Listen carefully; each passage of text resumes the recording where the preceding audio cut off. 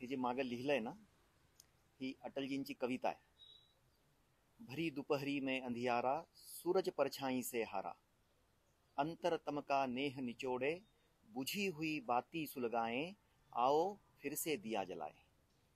काही असलं, आमची ओळख भारतीय जनता पक्ष आहे, आमचे विचार भारतीय जनता पक्ष आहेत. आमच्याबरोबर भारतीय जनता पक्षावरती प्रेम करणारे जुने, नवे, तरुण, आत्ताचे सगळे लोक आहे.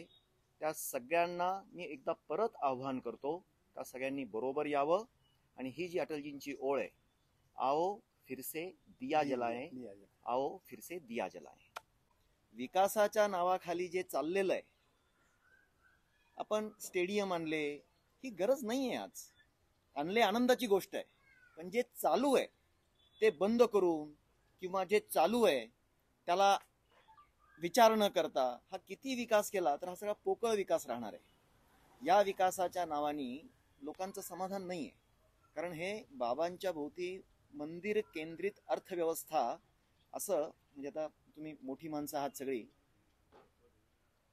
एकात्म मानव दर्शन जे आहे भारतीय जनता पक्षाचा जो विचार आहे त्याच्यामधला जे अर्थचिंतन आहे, त्या अर्थचिंतनातला हा एक बिंदू आहे की जो प्रयत्न न करता बाबांच्या कृपेने इथं स्वाभाविकपणे उभा राहिलेला आहे. आत्ताचं जर उदाहरण घ्यायचं म्हटलं ना, आत्ता कुंभमेळा झाला. त्या कुंभमेळ्यामध्ये 1.5 महिना फक्त तो चालणार होता, 45 दिवस. पण त्याच्या भोवती, ती धर्माच्या भोवती कशी अर्थव्यवस्था उभी करता येईल हा प्रयास झाला आणि तो यशस्वी प्रयोग झालेला आहे. सुदैवाने बाबांनी तर हे आशीर्वाद दिलेलेच आहेत, काही उभं करण्याची गरज नाही, सगळं उभं आहे. त्याला फोकस केलं पाहिजे, त्याच्यावरती लक्ष दिलं पाहिजे, त्याच्या योजना आणल्या पाहिजे, गोरगरिबांना तिथं आधार कसा मिळेल. ही जत्रा आहे, जत्रा. ही जी जत्रा आहे ना, या जत्रेला म्हणजे मी मोकळेपणाने एक शब्द वापरतो, अख्खं गाव दुःखी आहे. त्यांनी अतिक्रमणाचा इतका अतिरेक झालेला आहे. अतिक्रमण त्याला म्हणायचं का हा प्रश्न आहे.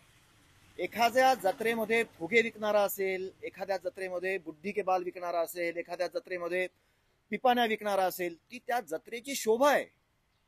तुम्ही पिपाणीवाले हाकलून द्याल, बुड्ढी के बालवाला हाकलून द्याल, पाणीपुरीवाला काढून द्याल, त्या यात्रेची शोभा निघून जाईल. ती शोभा आहे इथली. आणि बाबांच्या काळापासून विकसित होत गेलेली ही शोभा आहे. बाबांचं चरित्र बघा. चरित्रामध्ये बाबांच्या द्वारकामाईच्या बाहेर आंबे विकणाऱ्या बाया, ऊस विकणाऱ्या बाया, सरपण विकणाऱ्या बाया, टांगेवाले, असा बाजाराचा उल्लेख आहे. आणि हा विकसित बाबांच्या काळापासून झालेला व्यवसाय आहे. मंदिराच्या भोवती झालेला आहे. छोट्या पाट्यांवरती विकणाऱ्यांपासून ते 5 स्टार पर्यंत इथं डेव्हलपमेंट झालेली आहे. ती बाबांच्या भोवती झालेली आहे, त्या यात्रेच्या भोवती झालेली आहे. लोकांना आकर्षण आहे त्या यात्रेचं. ती फुलवली पाहिजे, तिला संरक्षण दिलं पाहिजे. तर अतिक्रमण अमुक धमुक असं करून जो प्रकार चाललेला आहे ते उद्ध्वस्त करण्याचा प्रकार आहे.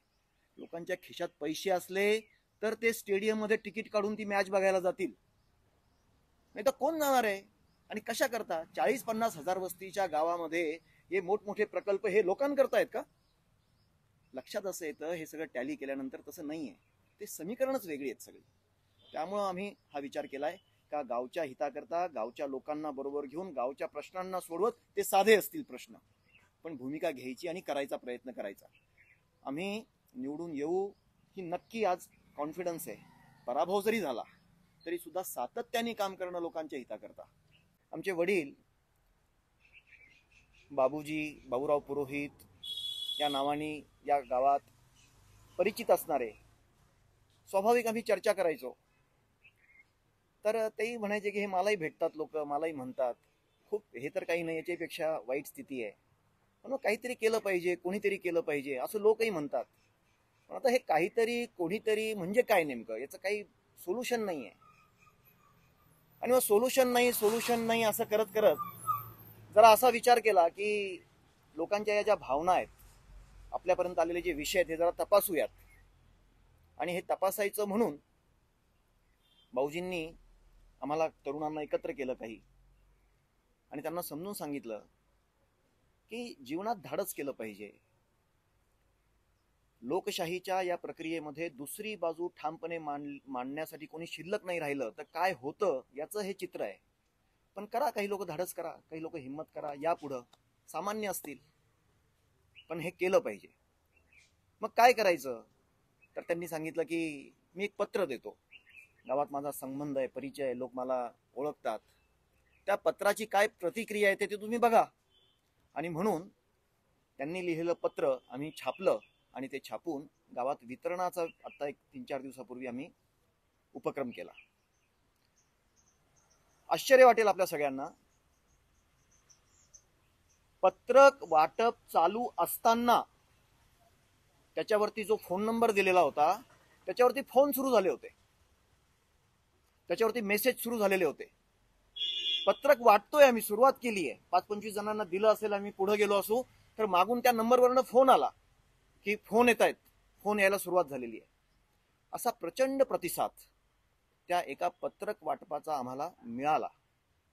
मेसेजेस आता आम्ही ते झेरॉक्स करून ठेवणार होतो, झाले तर दिन मी ते. इतके चांगले, इतके सकारात्मक मेसेज आहेत. काल आम्ही त्या मेसेजेसचा फीडबॅक घेत होतो की कसे कसे मेसेज आले. आश्चर्य वाटेल, आपण तपासू शकतो, ते सोशल मीडियावरती आहे. एकही नकारात्मक मेसेज नाहीये. हजारो मेसेजेस मध्ये एकही सकारात्मक मेसेज आहे की हे केलं पाहिजे, धाडस केलं पाहिजे, गावातून नेतृत्व पुढे आलं पाहिजे, गावाच्या प्रश्नाला घेऊन आलं पाहिजे.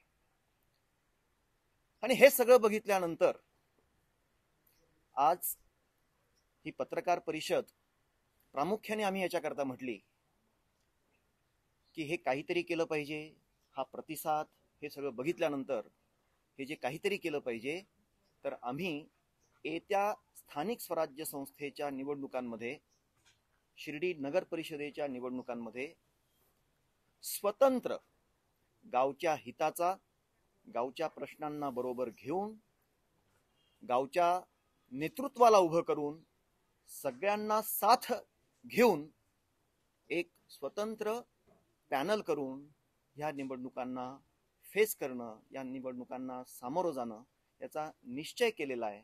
आणि आम्हाला खात्री आहे, आम्हाला विश्वास आहे, ज्या प्रकारचा प्रतिसाद आहे त्याच्यामध्ये स्थानिक अनेक उमेदवार, तुम्ही पुढे आलात तर आम्ही तुमच्या बरोबर येऊ. या भूमिकेमध्ये आमच्याशी संपर्क करून आम्ही या भूमिकेत आलोय की स्वतंत्र पॅनल येत्या 2-3 दिवसामध्ये, आजपासून नॉमिनेशन डेट सुरू झाली आहे, तर पूर्ण पॅनल आम्ही करू आणि तो पॅनल करून गावच्या अनेक प्रश्नांना मार्गी लावण्याकरता प्रयत्न करण्याचा निश्चय करून पुढे जाऊ.